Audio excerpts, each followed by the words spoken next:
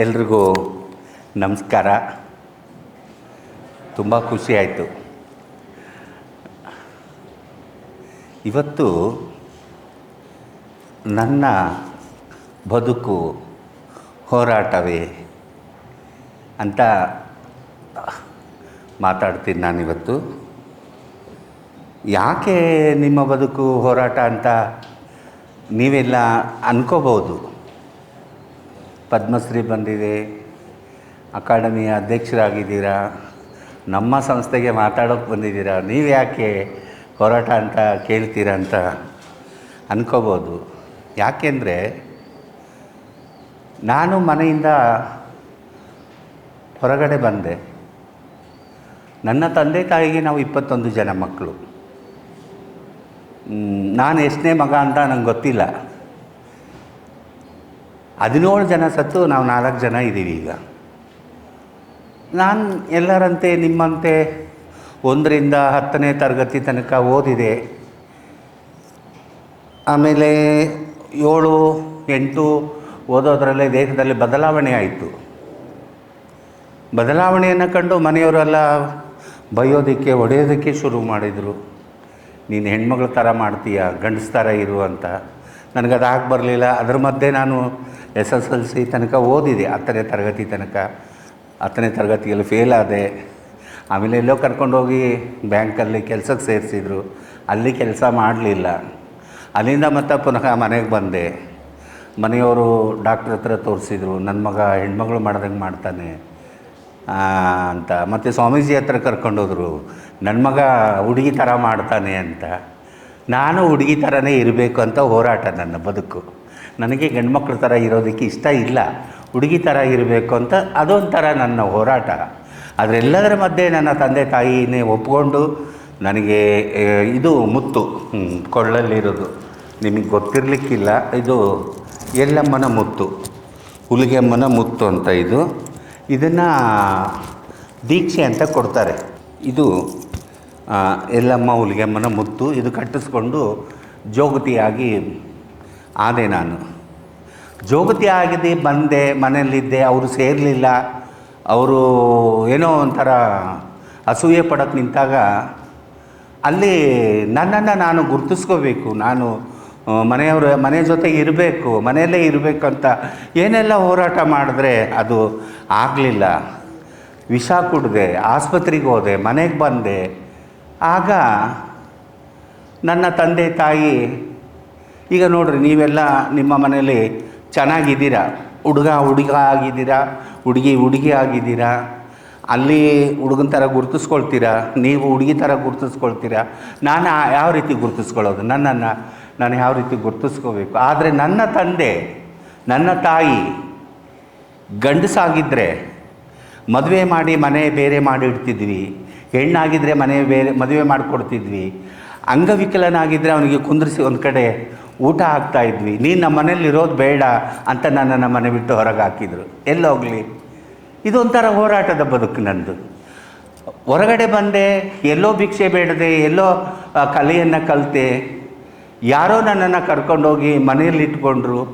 ಆಗ ನನ್ನ ಬದುಕನ್ನು ಹೋರಾಟದ ಮೂಲಕ ನನ್ನನ್ನು ನಾನು ಗುರುತಿಸ್ಕೊಳ್ಳೋ ಹೊತ್ತು ಬಂದಾಗ ಮತ್ತೆ ನಾನು ಇಡ್ಲಿ ಚಟ್ನಿ ಮಾಡಿ ಮಾರಾಟ ಮಾಡಿದೆ. ಹಳ್ಳಿಯಲ್ಲಿ ಹೋಗಿ ಸಂಜೆ ಮಕ್ಕಳಿಗೆ 5, 6, 7 ಮಕ್ಕಳಿಗೆ ಟ್ಯೂಷನನ್ನು ಹೇಳ್ಕೊಟ್ಟೆ.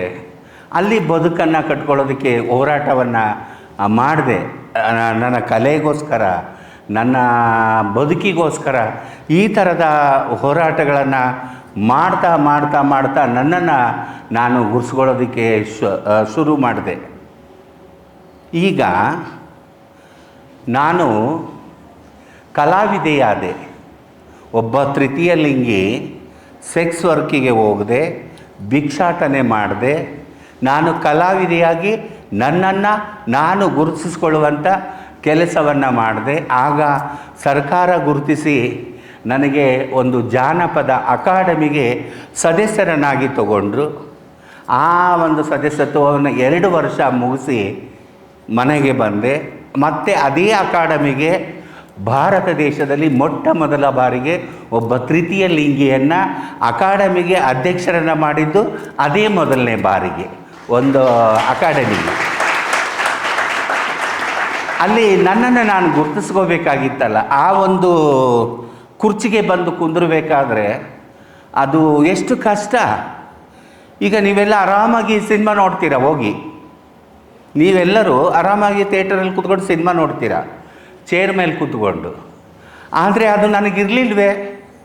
ಅಲ್ಲಿ ಥಿಯೇಟ್ರಲ್ಲಿ ಕೂತ್ಕೊಂಡ್ರೆ ಸಿನಿಮಾ ಶುರುವಾಗೋ ತನಕ ಯಾರೂ ಬಂದು ಕುಂದಿರ್ತಿರ್ಲಿಲ್ಲ. ಲೈಟ್ ಆಫ್ ಆದಮೇಲೆ ಹುಡುಗರು ಬಂದು ಕೂಡ್ತಾಯಿದ್ರು. ಅವ್ನು ಕುಡಿದಿರ್ತಿದ್ನೋ ಕುಡಿದೇ ಇರ್ತಿದ್ನೋ, ಲೈಟ್ ಆಫ್ ಆದಾಗ ಸಿನಿಮಾ ಶುರುವಾದಾಗ ತೊಡೆಗೆ ಕೈ ಹಾಕೋದು, ಸೊಂಟಕ್ಕೆ ಕೈ ಹಾಕೋದು, ಭುಜಕ್ಕೆ ಕೈ ಹಾಕೋದು. ನಾನು ಅಥವಾ ಗಿಂಡಿದ್ರೆ ಜುಗುಟ್ಟಿದ್ರೆ ಅವನು ಮತ್ತೆ ಹಿಂದೆ ಹೋಗಿ ಕೂತ್ಕೊಂಡು ಜಡೆ ಕಟ್ ಮಾಡೋದು, ಸೀರೆಗೆ ಬ್ಲೇಡ್ ಹಾಕೋದು, ಈ ಥರ ಎಲ್ಲ ಮಾಡ್ತಾಯಿದ್ದ. ಆ ಬದುಕನ್ನು ನಾನು ಹೋರಾಟವಾಗಿ ತಗೊಂಡಲ್ಲ. ಅಂಥ ಒಂದು ಕುರ್ಚಿ ಮೇಲೆ ಕೂತ್ಕೊಂಡು ಸಿನಿಮಾ ನೋಡುವಾಗ ಈ ಥರದ ಅನುಭವಗಳಾದಾಗ ಅದನ್ನು ಹೋರಾಟದ ಮುಖಾಂತರ ಇವತ್ತು 4-5 ಸಿನಿಮಾಗಳಲ್ಲಿ ನಾನು ಅಭಿನಯ ಮಾಡಿದ್ದೀನಿ. ಕಿರುತೆರೆಯಲ್ಲಿ ಅಭಿನಯವನ್ನು ಮಾಡಿದ್ದೀನಿ. ಅವತ್ತು ಆ ಚೇರಲ್ಲಿ ಕೂತ್ಕೊಂಡು ಆ ಅನುಭವ, ಬ್ಲೇಡ್ ಹಾಕೋದು, ಕತ್ತರಿಸ್ಕೊಳ್ಳೋದು, ಈ ಥರ ಅನುಭವ ಆದಾಗ ಅಲ್ಲಿಂದ ಈ ಒಂದು ಅಕಾಡೆಮಿಯ ಅಧ್ಯಕ್ಷ ಸ್ಥಾನವನ್ನು ನಾನು ಅಲಂಕರಿಸಿದ್ರಲ್ಲ, ಇದು ನನ್ನ ಹೋರಾಟ. ಇದು ನನ್ನ ಹೋರಾಟ ಅಷ್ಟೇ ಅಲ್ಲ, ಅದು ದೊಡ್ಡ ಹೋರಾಟ. ನನಗೆ ಮೊಟ್ಟ ಮೊದಲಿಗೆ ಅಕಾಡೆಮಿಗೆ ಅಧ್ಯಕ್ಷರು ಮಾಡಿದಾಗ ನಿಮ್ಮಂಥ ಸಾಹಿತಿಗಳು, ನಿಮ್ಮಂಥ ಕವಿಗಳು, ನನ್ನ ಕೈ ಕೆಳಗೆ ಸದಸ್ಯರಾದವರು ಕೆಲವೊಂದು ಮಾತುಗಳನ್ನು ಆಡಿದರು. ಒಂದು ಪತ್ರಿಕೆ ಹೇಳಿಕೆಯನ್ನು ಕೊಟ್ಟರು. ಒಬ್ಬ ತೃತೀಯ ಲಿಂಗಿ, ಒಬ್ಬ ಗಂಡು ಜೋಗತಿ, ಒಬ್ಬ ಜಾನಪದ ಕಲಾವಿದೆ, ಆ ಹೆಣ್ಣು ಅಲ್ಲ ಗಂಡು ಅಲ್ಲ, ಅವರ ಕೈ ಕೆಳಗೆ ನಾನು ಸದಸ್ಯರಾಗಿ ಇರೋದಕ್ಕೆ ಅರ್ಹನಲ್ಲ, ನನಗೆ ಅಧ್ಯಕ್ಷನಾಗೋ ಅರ್ಹತೆ ಇದೆ, ನಾನು ಸದಸ್ಯತ್ವಕ್ಕೆ ರಾಜೀನಾಮೆ ಕೊಡ್ತೀನಿ ಅಂತ ರಾಜೀನಾಮೆ ಕೊಟ್ಟರು. ನನ್ನ ಕೈ ಕೆಳಗೆ ಸದಸ್ಯನಾಗಿರೋದಕ್ಕೆ ನನಗೆ ಸಾಧ್ಯ ಇಲ್ಲ. ಒಬ್ಬ ಟ್ರಾನ್ಸ್ಜೆಂಡರ್ ರೀ ಅವರು, ಅವ್ರ ಹತ್ರ ನಾನು ಸದಸ್ಯನಾಗಿರಲ್ಲ ಅಂತ ರಾಜೀನಾಮೆ ಕೊಟ್ಟರು. ಅದನ್ನು ನಾನು ಹೋರಾಟ ಮಾಡಿ ತಗೊಂಡೆಲ್ಲ. ಮುಂದೊಂದು ಕಾರ್ಯಕ್ರಮದಲ್ಲಿ ಅವರು ನಾವು ಒಟ್ಟಿಗೆ ಒಂದೇ ವೇದಿಕೆಯಲ್ಲಿದ್ದಾಗ ನಾನು ರಾಜೀನಾಮೆ ಕೊಡಬಾರ್ದಾಗಿತ್ತು, ನಿಮ್ಮ ಜೊತೆ ಇರಬೇಕಾಗಿತ್ತು, ಒಟ್ಟಿಗೆ ಸೇರಿ ಕೆಲಸ ಮಾಡ್ತಿದ್ವಿ. ಆಮೇಲೆ ವಿಶ್ವವಿದ್ಯಾಲಯದಲ್ಲಿ ಯಾರೋನ್ನ ಹೋಗಿ ಕೂಡಿಸ್ತಾರೆ, ನಮ್ಮ ಮಂಜಕ್ಕನ್ನು ಯಾಕೆ ಕೂಡಿಸ್ಬಾರ್ದು VC ಆಗಿ ಅಂತ ರಾಜೀನಾಮೆ ಕೊಟ್ಟವರು ಮಾತಾಡಿದ್ರಲ್ಲ, ಇದು ಬದುಕಿನ ಹೋರಾಟ. ಇದು ಬದುಕಿಗೆ ಹೋರಾಟ ಮಾಡ್ತಕ್ಕಂಥದ್ದು. ಇವತ್ತು ಬಿಡ್ರಿ, ಪದ್ಮಶ್ರೀ ಬಂದಿದೆ, ಅಧ್ಯಕ್ಷರಾಗಿದ್ದೀನಿ, ಇವತ್ತು ನನಗೆಲ್ಲ ಸೌಕರ್ಯಗಳು ಸಿಗ್ತಾ ಇದ್ದಾವೆ. ಆದರೆ ನನಗೆಲ್ಲದು ಸಿಕ್ತು ಅಂತ ಅಲ್ಲ, ಮಂಜಮ್ಮನಿಗೆ ಸಿಕ್ಕರೆ ಅಷ್ಟೇ ಅಲ್ಲ, ನನ್ನ ಹಿಂದೆ ಸಮುದಾಯ ಇದೆ, ನನ್ನ ಹಿಂದೆ ಬದುಕಿದೆ. ಆ ಸಮುದಾಯಕ್ಕೆಲ್ಲ ಈ ಮಂಜಮ್ಮನಿಗೆ ಸಿಕ್ಕಂಥ ಅವಕಾಶಗಳು ಎಲ್ಲ ನನ್ನ ಸಮುದಾಯಕ್ಕೆ ಸಿಗಬೇಕನ್ನೋದೇ ನನ್ನ ಬದುಕಿನ ಹೋರಾಟ.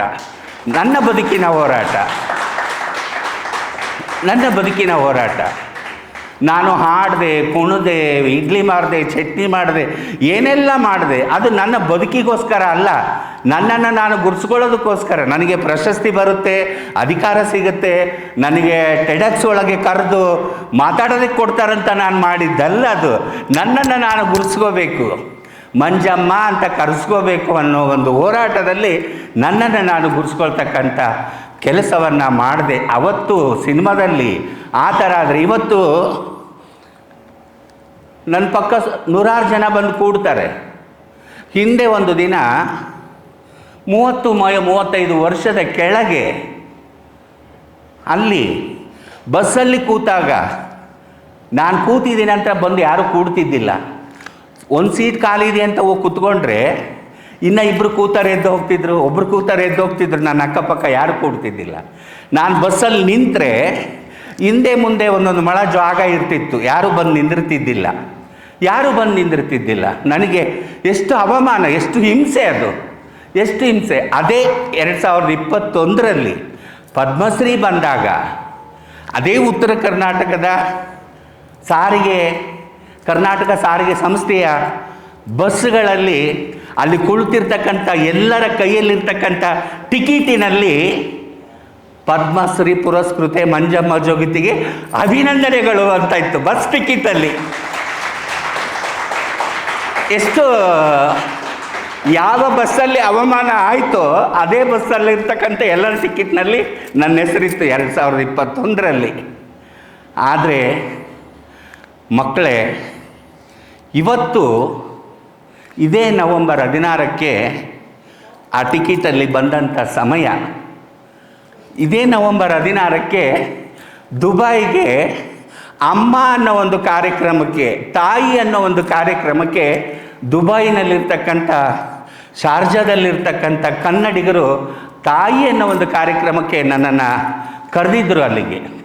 ಅಲ್ಲಿಗೆ ಹೋಗಬೇಕಾಗಿತ್ತು. 16ನೇ ತಾರೀಕು ಟಿಕೆಟಲ್ಲಿ ಬಂದಂಥ ದಿನಾಂಕದಂದೇ ನಾನು ದುಬೈ ಶಾರ್ಜಾದಲ್ಲಿರ್ತಕ್ಕಂಥ ಕನ್ನಡಿಗರ ಸಂಘದಲ್ಲಿ ನಾನು ತಾಯಿಯಾಗಿ ಅವರೆಲ್ಲರ ಜೊತೆ ಮಾತಾಡಬೇಕಾಗಿತ್ತು. ಅವತ್ತು ಬಸ್ಸಲ್ಲಿ ಅಷ್ಟು ಹೋರಾಟ ಮಾಡಿದೆ.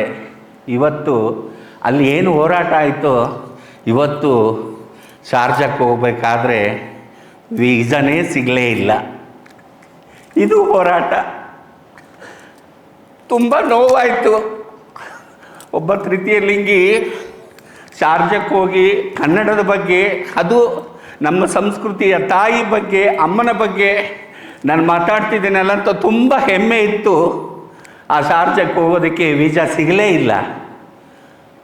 ನನ್ನ passport ತಯಾರಾಗಿತ್ತು. Manjamma Jogati transgender X ಅಂತ ಇತ್ತು. ಎಕ್ಸಿಗೆ ಅಲ್ಲಿ ಜಾಗ ಇಲ್ಲ. ನನ್ನ ಬದುಕು ಇನ್ನೂ ಹೋರಾಟವೇ. ಪದ್ಮಶ್ರೀ ತಗೊಂಡು ಒಬ್ಬ ಜಾನಪದ ಕಲಾವಿದೆಯಾಗಿ, ಒಬ್ಬ ತೃತೀಯ ಲಿಂಗಿಯಾಗಿ ಇಷ್ಟೆಲ್ಲ ಮಾಡಿ, ಇಷ್ಟೆಲ್ಲ ಗೌರವ ಸಿಕ್ಕರೂ ನನಗೆ ವಿಮಾನದಲ್ಲಿ ಹೋಗೋದಕ್ಕೆ ಆಗಲಿಲ್ಲ ಅನ್ನೋದೊಂದು ದುಃಖದ ಪ್ರಶ್ನೆ. ಇದು ನನ್ನ ಬದುಕಿನ ಹೋರಾಟ ತಾನೇ. ಇದು ನನ್ನ ಬದುಕಿನ ಹೋರಾಟ. ಈಗ ಸುಮಾರು ಜನ ನನ್ನನ್ನು ಗುರುತಿಸ್ತಾರೆ, ಕರೀತಾರೆ, ಗೌರವಿಸ್ತಾರೆ. ಅದು ಬೇರೆ ಮಾತು. ಇವತ್ತಿಷ್ಟು ಜನಗಳ ಮಧ್ಯೆ ಇಲ್ಲಿ ಬಂದು ನಿಂತು ಮಾತಾಡ್ತಾ ಇದ್ದೀನಂದರೆ ಅದು ನನಗೆ ಸಿಕ್ಕಂಥ ಒಂದು ದೊಡ್ಡ ಗೌರವ ಅಂತ ಹೇಳ್ತಾ ಇರ್ತೀನಿ.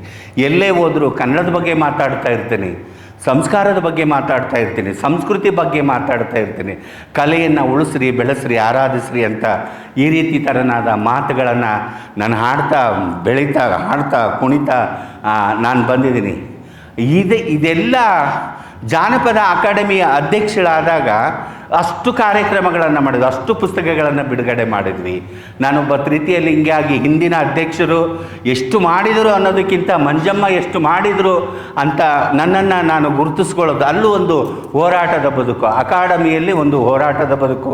ಅಲ್ಲಿ ಯಾರೂ ಇಲ್ಲ, ಅಲ್ಲೆಲ್ಲ ಮೇಲಿದೆ, ಫೀಮೇಲ್ ಇದೆ, ನಾನಿದ್ದೀನಿ. ಅಲ್ಲಿ ಆ ಥರದ ಒಂದು ಬದುಕನ್ನು ಕಟ್ಟಿಕೊಂಡು ಹೋರಾಟವನ್ನು ಮಾಡಿದೆ.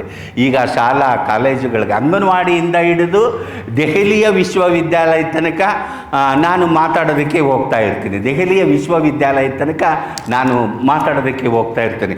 ತುಂಬ ಖುಷಿ, ನನಗೆ ತುಂಬ ಖುಷಿ. ನನ್ನ ಬಗ್ಗೆ, ನನ್ನ ಸಮುದಾಯದ ಬಗ್ಗೆ ಇಷ್ಟೆಲ್ಲ. ಇವತ್ತು ನಮ್ಮನ್ನು ಯಾಕೆ ನೀವು ಸ್ವೀಕಾರ ಮಾಡ್ತಾ ಇಲ್ಲ ಅಂತ, ನನ್ನ ಸಮುದಾಯವನ್ನು ಯಾಕೆ ಸ್ವೀಕಾರ ಮಾಡುತ್ತಲ್ಲ, ತಾವೆಲ್ಲರೂ ಸ್ವೀಕಾರವನ್ನು ಮಾಡ್ತಾ ಇರಬೇಕು. ಎಲ್ಲಿ ನೀವು ನನ್ನವರು. ಬಸವಣ್ಣ ಒಂದು ಮಾತು ಹೇಳಿದ್ದಾನೆ, ಇವನಾರವ ಎಂದೆನಿಸದಿರಯ್ಯ, ಇವ ನಮ್ಮ ಮನೆಯ ಮಗನೆಂದೆನಿಸಯ್ಯ, ಕೂಡಲ ಸಂಗಮ ದೇವ ಅಂತ. ಈ ವಚನವನ್ನು ನಾವು ಯಾವತ್ತೂ ಪಾಲನೆ ಮಾಡ್ತೇವೆ. ಇವರು ನಮ್ಮವರು ಅಂತ ಯಾವುದೇ ಲಿಂಗ ಭೇದ ಇಲ್ಲದೆ, ಯಾವುದೇ ಜಾತಿ ಭೇದ ಇಲ್ಲದೆ ಎಲ್ಲರನ್ನು ನಾವು ಯಾವಾಗ ಒಪ್ಕೊಳ್ತೀವೋ, ಎಲ್ಲರನ್ನು ಯಾವಾಗ ಪ್ರೀತಿಸ್ತೀವೋ ಆವಾಗ ಸಮಾಜವನ್ನು ಕಟ್ಟಲು ಪ್ರೇರಣೆ ಆಗ್ತೀರ ನೀವೆಲ್ಲರೂ. ಲಿಂಗ ಭೇದವನ್ನು ಬಿಟ್ಟು, ಜಾತಿ ಭೇದವನ್ನು ಬಿಟ್ಟು ನೀವೆಲ್ಲರೂ ಸಮಾಜವನ್ನು ಯಾವತ್ತು ಕಟ್ತೀರೋ ಅವತ್ತು ಅಂಬೇಡ್ಕರ್ ಅವರು ಬರೆದಂಥ ಸಂವಿಧಾನಕ್ಕೆ ಒಂದು ಗೌರವ ಸಿಗುತ್ತೆ ಅಂತ ಹೇಳೋದಕ್ಕೆ ನನಗೆ ತುಂಬ ಖುಷಿ ಆಗ್ತಾ ಇದೆ. ಇವತ್ತು ಈ ಬದುಕಿನ ಹೋರಾಟ ಇಲ್ಲಿ ತನಕ ನಡೆದು ಬಂದಿದೆ. ನನಗೆ ಇನ್ನೂ ಏನೇನು ಹೋರಾಟ ಮಾಡಬೇಕೋ ಗೊತ್ತಿಲ್ಲ. ಇವತ್ತು ವಿಮಾನದಲ್ಲಿ ಹೋಗೋದಕ್ಕೆ ಇಷ್ಟು ದೊಡ್ಡ ಹೋರಾಟವನ್ನು ಮಾಡಿದೆ. ಇನ್ನೂ ಯಾವ ರೀತಿ ಹೋರಾಟವನ್ನು ಮಾಡಬೇಕು. ಜಾನಪದ ಕಲಾವಿದೆಯಾಗಿ ನಾನು ತುಂಬ ಜಾನಪದ ಕಲಾವಿದೆ, ದೊಡ್ಡ ದೊಡ್ಡ ಕಾರ್ಯಕ್ರಮಗಳಲ್ಲಿ ಹೋಗಿದ್ದೀನಿ, ದೊಡ್ಡ ದೊಡ್ಡ ನೃತ್ಯಗಳನ್ನು ಮಾಡಿದ್ದೀನಿ, ನಾಟಕಗಳನ್ನು ಮಾಡಿದೆ. ಇಷ್ಟೆಲ್ಲ ಬದುಕಿನ ಮಧ್ಯೆ ನನ್ನನ್ನು ನಾನು ಗುರುತಿಸ್ಕೊಳ್ಳೋದೇ ನನ್ನದೇ ಒಂದು ದೊಡ್ಡ ಹೋರಾಟ ಆಯಿತು. ಇನ್ನು ನನ್ನ ಹಿಂದಿರುವವರ ಹೋರಾಟ ಇನ್ನೂ ಎಷ್ಟು ದೊಡ್ಡದಿರುತ್ತೆ ಅನ್ನೋದೇ ನನಗೊಂದು ದೊಡ್ಡ ಯಕ್ಷ ಪ್ರಶ್ನೆಯಾಗಿದೆ. ದಯವಿಟ್ಟು ನೀವೆಲ್ಲರೂ ಲಿಂಗ ಸಮಾನತೆಯನ್ನು ಕಾಪಾಡಿಕೊಳ್ಳಿ. ನಿಮ್ಮ ಮನೆಯಲ್ಲಿ ಹೆಣ್ಣುಟ್ಟಿ ಗಂಡಾಗಲಿ, ಗಂಡುಟ್ಟಿ ಹೆಣ್ಣಾಗಲಿ, ಇದು ಸ್ವತಂತ್ರ ಭಾರತ. ನಾನು ನನ್ನಿಷ್ಟದಂತೆ, ನೀವು ನಿಮ್ಮಿಷ್ಟದಂತೆ ಬದುಕುವ ಹಕ್ಕು ಎಲ್ಲರಿಗೂ ಇದೆ.